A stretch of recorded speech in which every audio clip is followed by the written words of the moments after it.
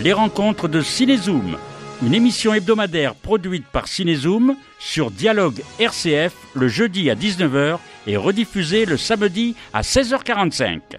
Chaque semaine, une interview liée à l'actu en salle, à une sortie DVD ou VOD ou encore à un film télédiffusé.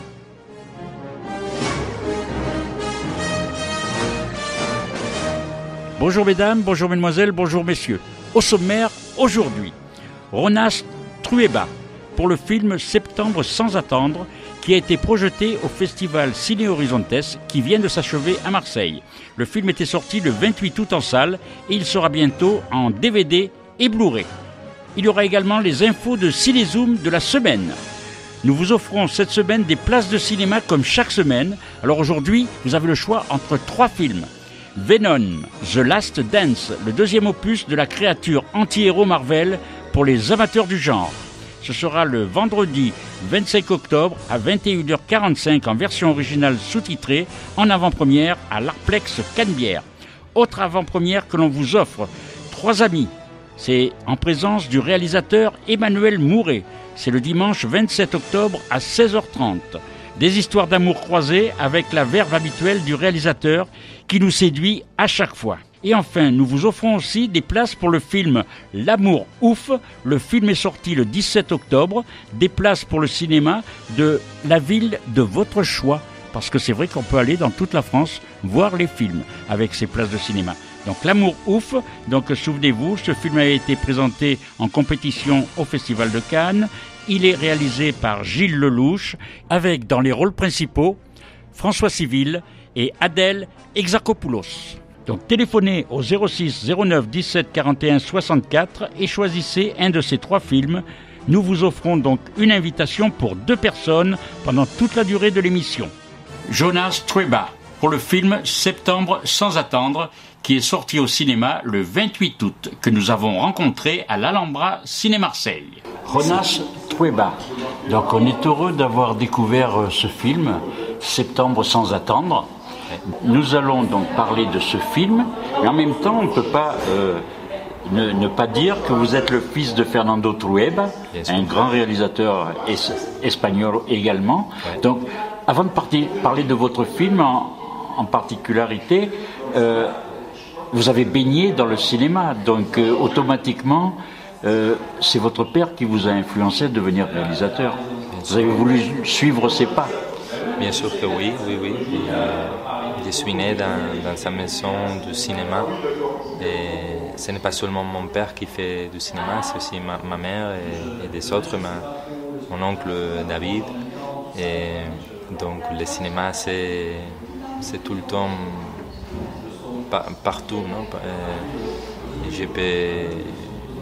J'avais le privilège, non, de grandir avec beaucoup de films, avec beaucoup de conversations entre cinéastes qui viennent à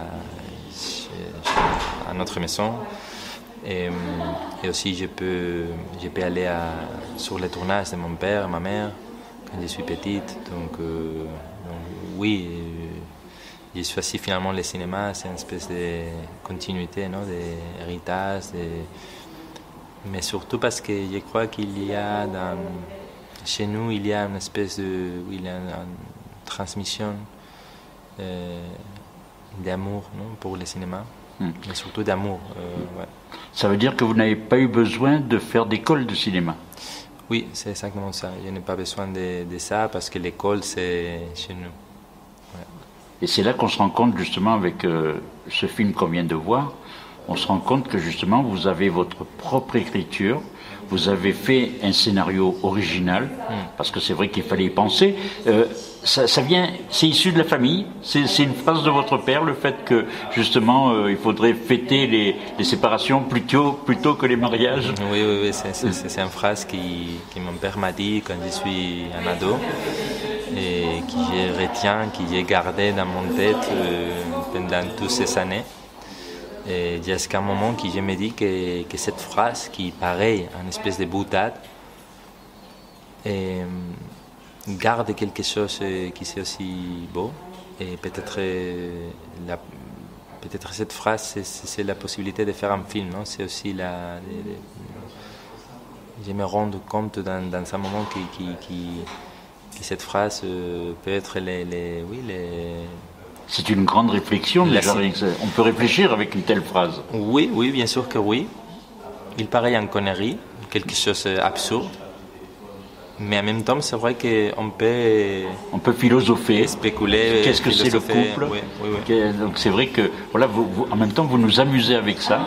On ne va pas dévoiler tout le film, parce que moi, je préfère que le spectateur le découvre à sa sortie.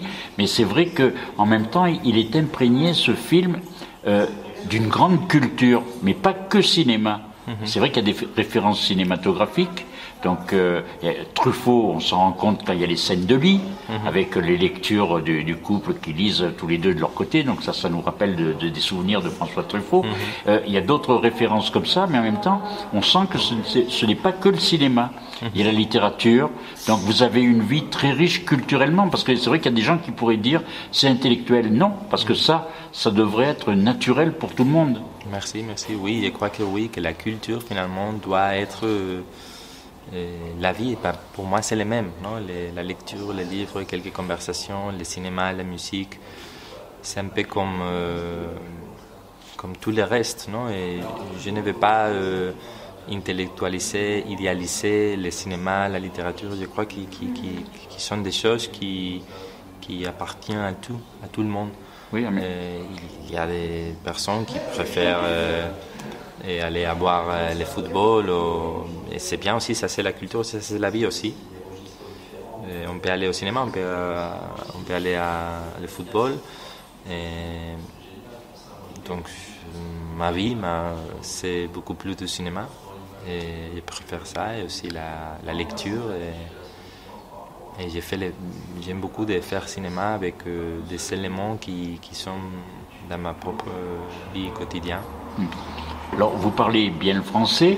On a l'impression, avec votre film, que justement la culture française vous a servi aussi. Est-ce que votre père, il était question en famille, justement, surtout de la mon père, France? Oui, et surtout pour mon père, je crois que la culture française compte beaucoup pour lui quand il était un jeune homme, un adolescent et tout ça. Et il vient ici à la sud de la France pour travailler. Et il commence à écouter les chansons de Brassens, de Léo Ferré, et aussi le cinéma, bien sûr. Oui, vous faites référence à Brassens avec ce sujet. Oui, non, film. Mais pour lui, vraiment, il est affranchi. C'est un afrancesado, non? On dit dans l'Espagne. Oui, la culture française pour lui, il s'est imprégné de ça. C'est vraiment important. Donc pour moi aussi, parce que je suis son fils, j'ai grandi avec lui et en écoutant les musiques de Brassens et des autres, et aussi avec le cinéma français, tout le temps dans les premiers termes. Peut-être des fois beaucoup plus que le cinéma espagnol. C'est après que je commence aussi à penser la culture espagnole à mon propre manière. Le spectateur peut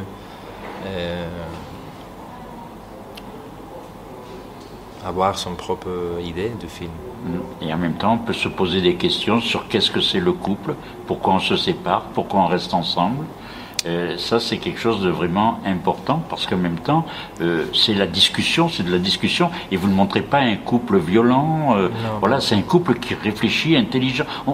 Et c'est vrai qu'à un moment donné, je vous disais tout à l'heure qu'on pouvait se croire dans une scène de Truffaut quand ils sont au lit et qu'ils lisent, mais c'est vrai que c'était exactement pareil, c'est par la discussion que naît l'échange. Oui, absolument. Et il y a cette idée qui c'est précieux, non? Qui c'est très précise et très vrai, je crois, c'est une idée de Stanley Cavell, non? Qui dit que dans cette film du Hollywood classique, surtout sur les films, sur la comédie des remariages des années 30-40, Stanley Cavell dit que dans ces films, il y a toujours une force, un esprit de dialogue, de discussion, dans lesquels finalement les personnages arrivent à quelque chose qui ce n'est pas possible d'arriver si est-ce qu'on n'avait pas les discussions. Donc les dialogues, c'est une manière, quand on parle ensemble, quand on partage, on discute aussi ensemble, non? Les couples, les amis, tout ça.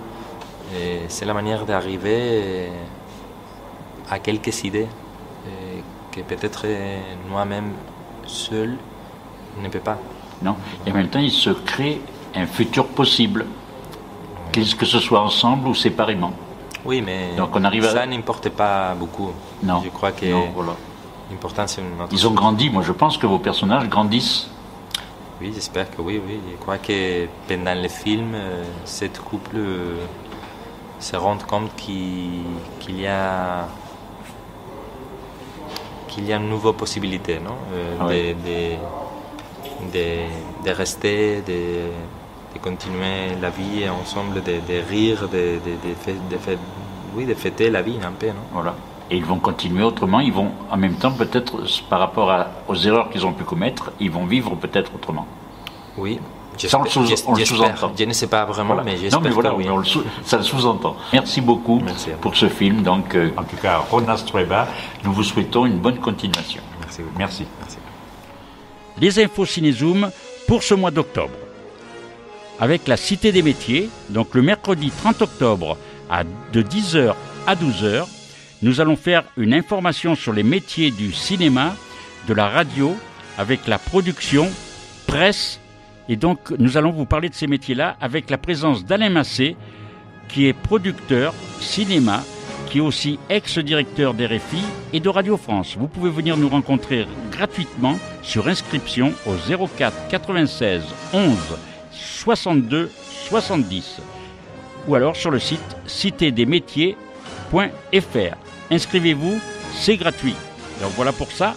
Mais par contre, l'après-midi, le même jour, toujours le 30 octobre, nous ferons un atelier de scénario de 14h à 16h. Et là, il y a une petite participation de 15 €. Inscrivez-vous au 06 09 17 41 64. Alors là, vous avez le temps de vous inscrire. Les prochains stages de réalisation se dérouleront du 10 au 14 février et du 17 au 21 février. Des ateliers donc sont aussi proposés pendant ces mêmes dates. Inscrivez-vous dès maintenant, car ça se bouscule au portillon. C'est au Château des Cressaux, à Aubagne.